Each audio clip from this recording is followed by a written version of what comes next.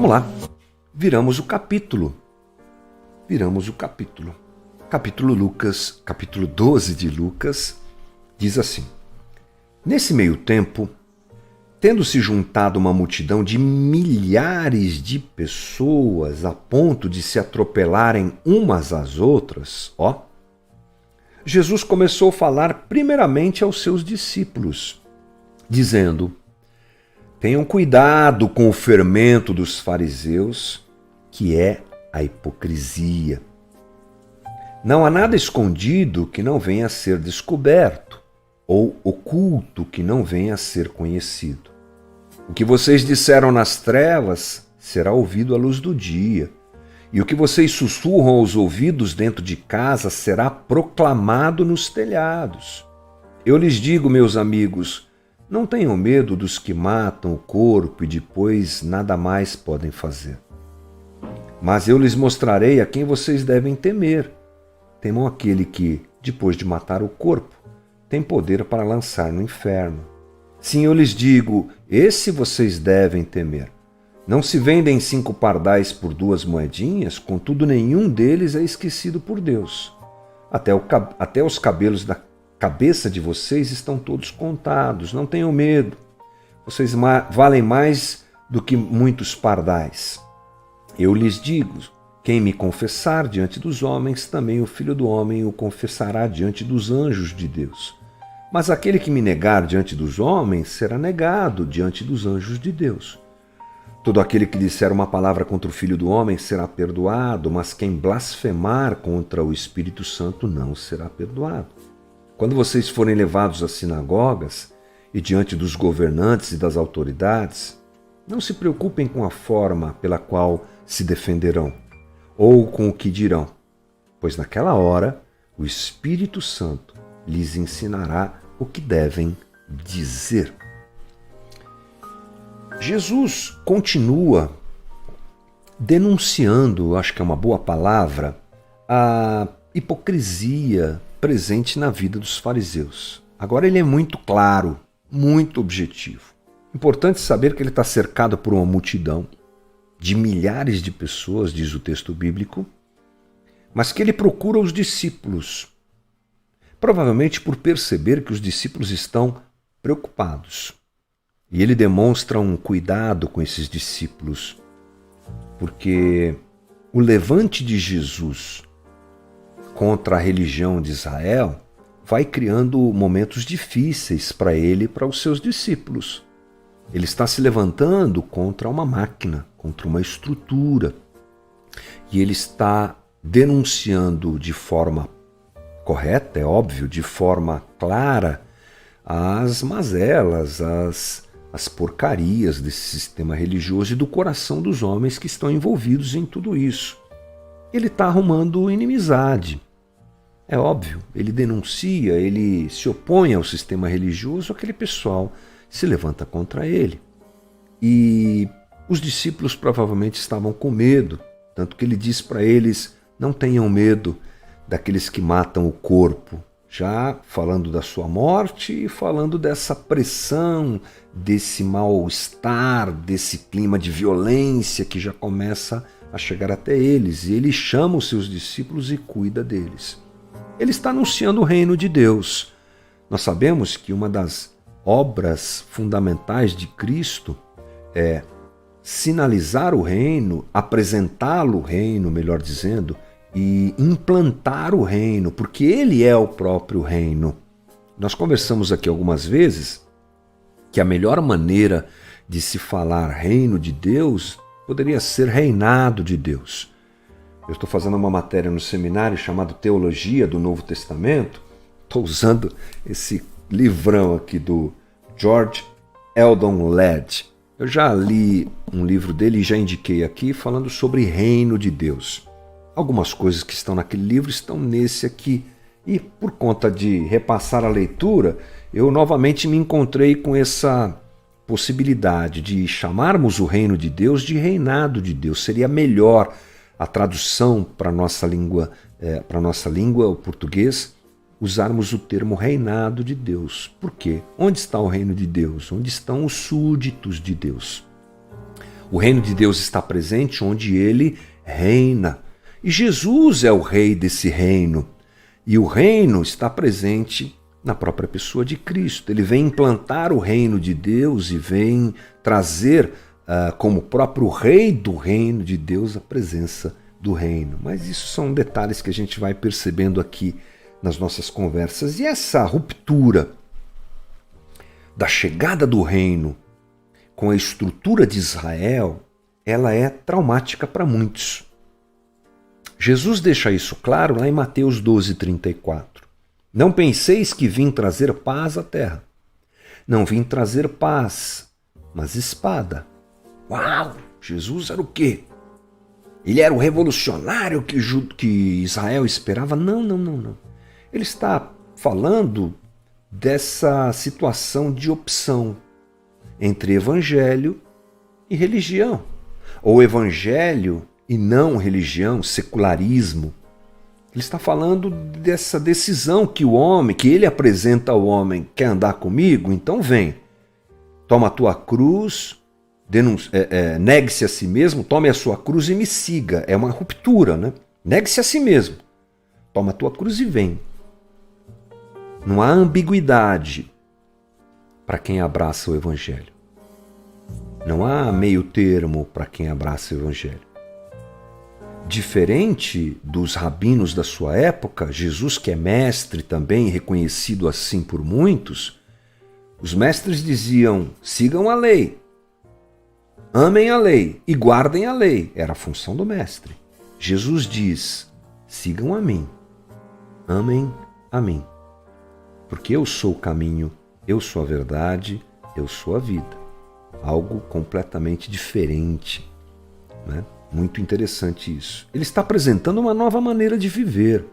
A ruptura com a religião é algo muito forte para os seus discípulos.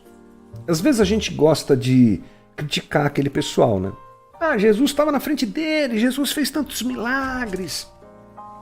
Jesus ressuscitou Lázaro, multiplicou pães, Jesus andou sobre o mar. Como é que esse pessoal não acreditava nele? Porque era muito difícil para eles.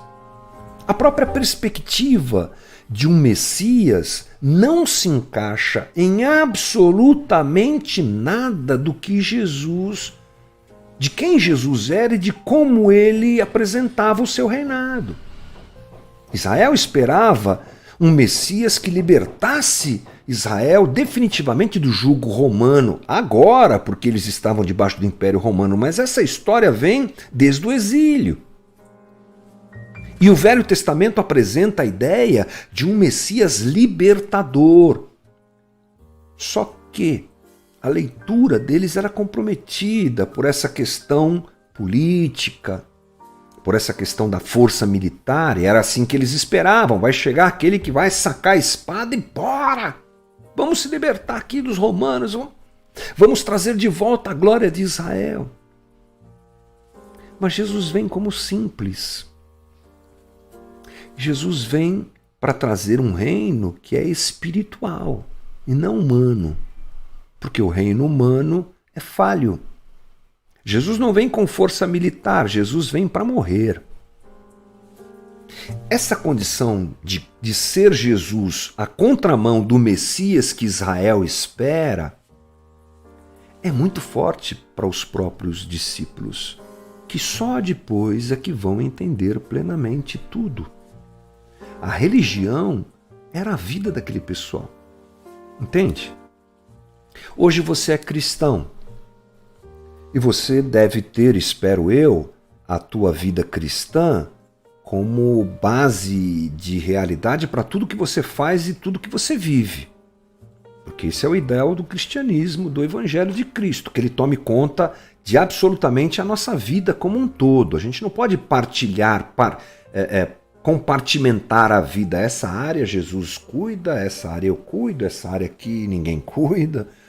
Jesus quer ser Senhor da nossa vida, ponto. Se assim, você imagine quando aparece uma novidade, quando aparece uma situação. Estou tentando ir por esse caminho para nos compararmos com o que os discípulos viveram. Muito difícil. romper com coisas. Eu vivi uma ruptura da religião para o evangelho que foi muito difícil. Interessante isso, né? E aqueles discípulos também.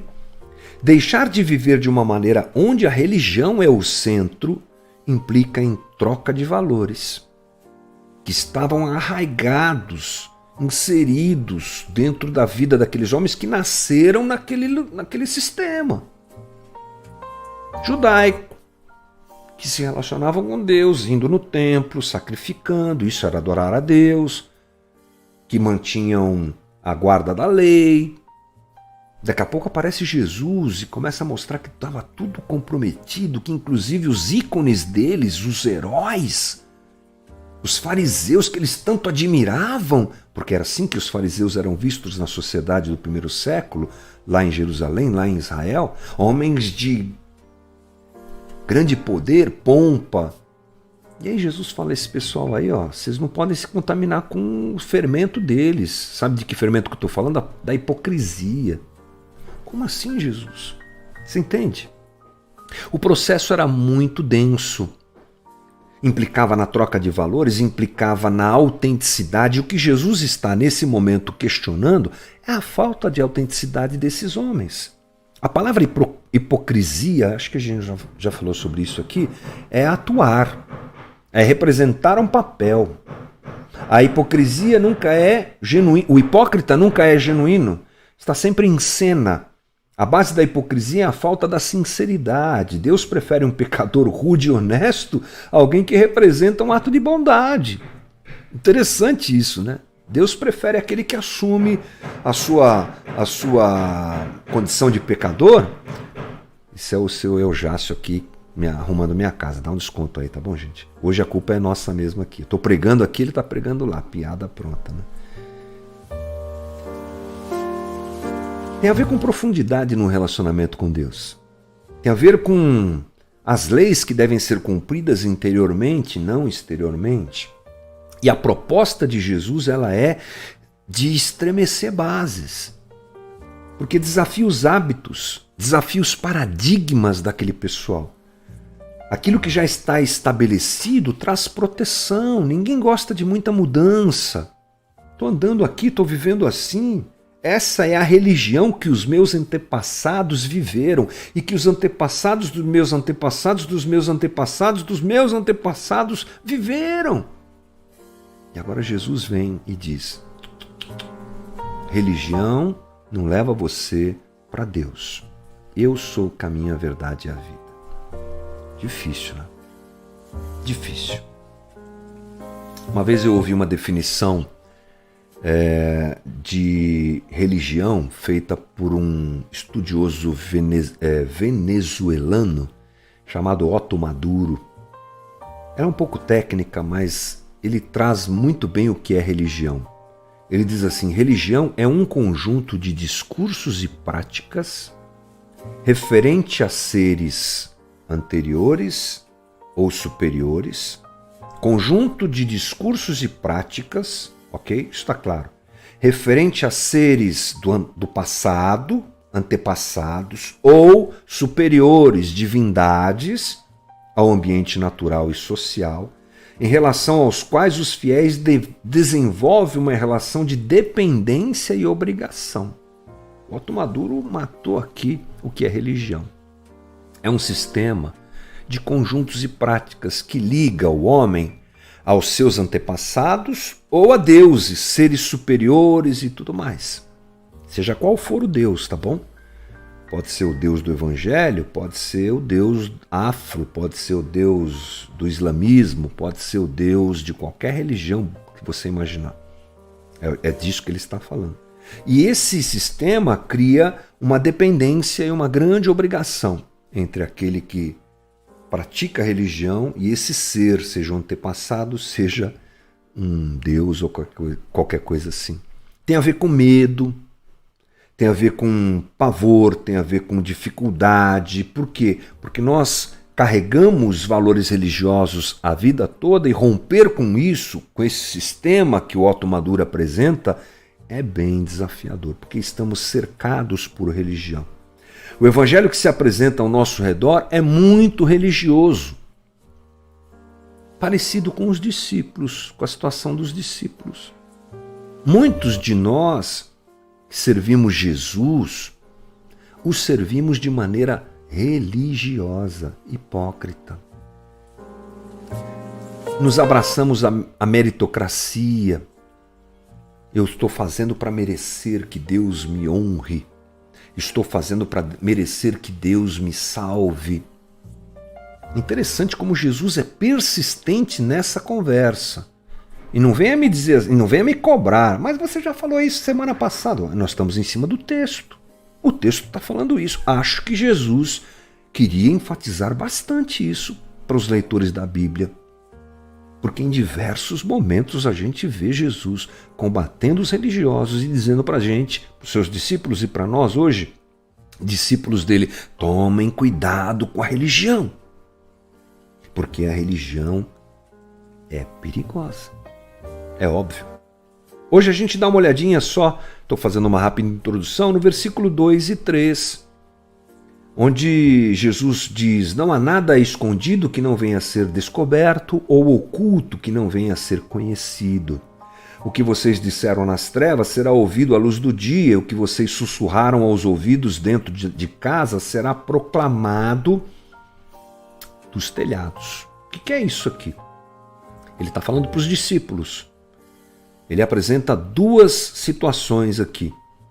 A primeira delas é que o evangelho vai ser pregado. Vai ser pregado. Domingo a gente falou sobre isso, né? Quando o Espírito Santo desce, começa um movimento de explosão da divulgação do evangelho, já ali com aquele pessoal falando um a língua do outro, outro entendendo a língua do outro. Se quiser saber mais, dá uma conferida na live de ontem que está aí no canal. O evangelho vai ser pregado. Mas o que está oculto vai ser revelado. A luz vai revelar a hipocrisia. Todos vão saber da hipocrisia de quem vive de maneira hipócrita. Ele estava sendo duro com os discípulos, porque de alguma maneira ele identificava que eles também viviam como os fariseus. E ele alerta esse pessoal, os discípulos, não andem como eles. Nós vivemos na eminência da revelação de todas as coisas. E Jesus vai revelar tudo mesmo, gente. Ou nesse tempo, ou no futuro escatológico, que está aí para frente. Já que é futuro, está aí para frente.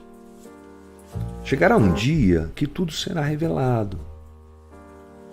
E a gente às vezes fica brincando com Deus e vivendo de forma hipócrita. É disso que Jesus está falando. Vocês que ficam aí com conversinha, vocês que ficam aí com tramas, com planos, escondendo as coisas, vivendo vida dupla. Por fora, bela viola, por dentro, pão bolorento, ditado antigo. Mesma coisa que sepulcro caiado, quando Jesus também chama esse pessoal de sepulcro caiado. O que é sepulcro caiado? Uma sepultura bonitinha, caiada, passocal, tá branquinha, lindona, bacana, mas dentro tem um defunto, tem um corpo apodrecendo, desculpe aqui, mas essa é a realidade.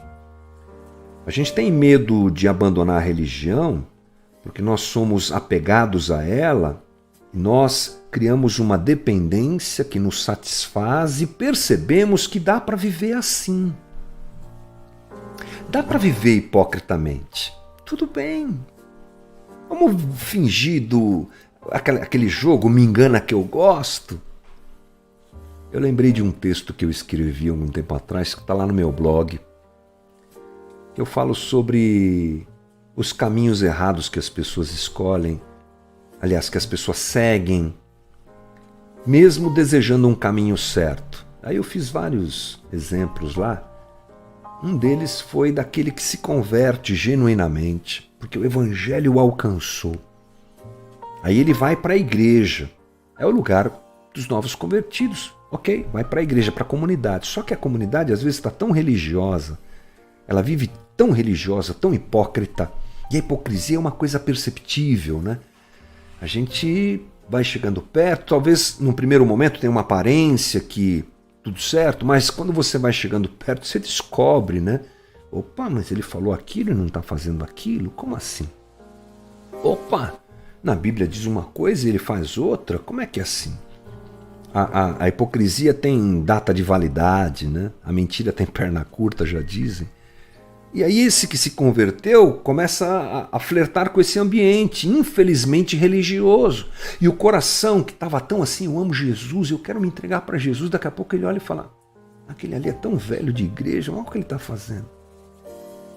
Ah, então pode ser assim? Pode ser cantor gospel e adúltero? Ah, então tudo bem.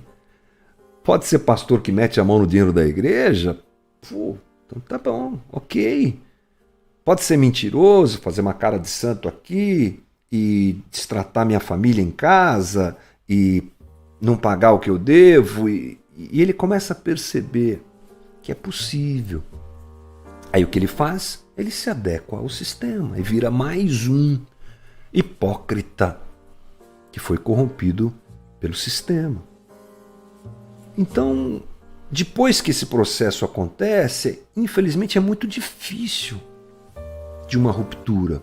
É isso que Jesus está falando, mas ele também está dizendo, olha, as mentiras de vocês serão colocadas à luz, serão expressas para todos. E essa ligação com a religião traz em nós um grande medo de ruptura. Como é que eu vou viver honestamente? Como se Deus não nos suprisse. Como é que eu vou lidar com a minha compulsão sexual? Eu não consigo, eu tenho que ter um amante, eu tenho que ter um amante, seja na qual for a situação. Não consigo viver sem isso. Então eu minto e me protejo. Como é que eu vou viver? Enfim. A gente acha que não dá para viver isso, que é uma conversa. A gente acha que evangelho é uma bobagem.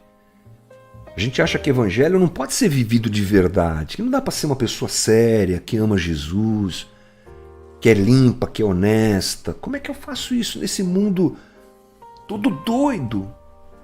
Eu vou perder demais. Então, aí Jesus já diz, quem quiser ganhar a sua vida, vai perder. Mas quem quiser perder a sua vida por minha causa, é que vai ganhar. Então, essa ruptura, ela é muito necessária e muito importante. Ela traz medo, mas ela é libertadora. O evangelho que nós vivemos, ele é diferente da religião. Né? Interessante a gente se lembrar, e já estou falando demais, a gente se lembrar que os discípulos de Jesus começam uma religião, eu vou colocar bem grande aqui religião, só porque é o jeito que a gente tem de falar, totalmente diferente, né? Você imagina um cristão da época de Jesus conversando com um judeu convertido conversando com um judeu ortodoxo. Onde você está indo? Eu estou indo numa reunião aí com o pessoal, uns discípulos. De quem? Discípulos de quem? De Jesus. Jesus? Tá. Quem é Jesus? Ele ressuscitou, morreu, ressuscitou. É mesmo? Que coisa, hein? Mas onde é que é o templo de vocês? Qual o lugar que vocês fazem o sacrifício de vocês? Não tem lugar. Não tem? Não tem mais lugar assim. Tá bom. Mas vocês têm que fazer sacrifício. Não, também não. Por que não? Porque Jesus já fez esse sacrifício, né? Tá. Mas tem sacerdote. Também não tem sacerdote, rapaz. É mesmo? Tem os apóstolos, eles nos ensinam. Mas a gente fala direto com Deus, fala direto com Jesus. É mesmo? Que coisa. Muito diferente das práticas, muito diferente da estrutura religiosa. E que envolve o quê? Coração. Coração. Agora não basta mais cumprir a lei. Agora tem que haver profundidade e autenticidade de relacionamento. Cuidado com o fermento dos fariseus. Essa é a palavra que Jesus disse aos discípulos e que recai sobre a gente. Cuidado com o fermento dos fariseus, que é a hipocrisia. Brilha, é bonito, é alguma coisa que chama atenção, mas não é um bom caminho para nós. E vamos lá. Que Deus nos abençoe. Em nome de Jesus, é minha oração por mim e a minha oração por você também.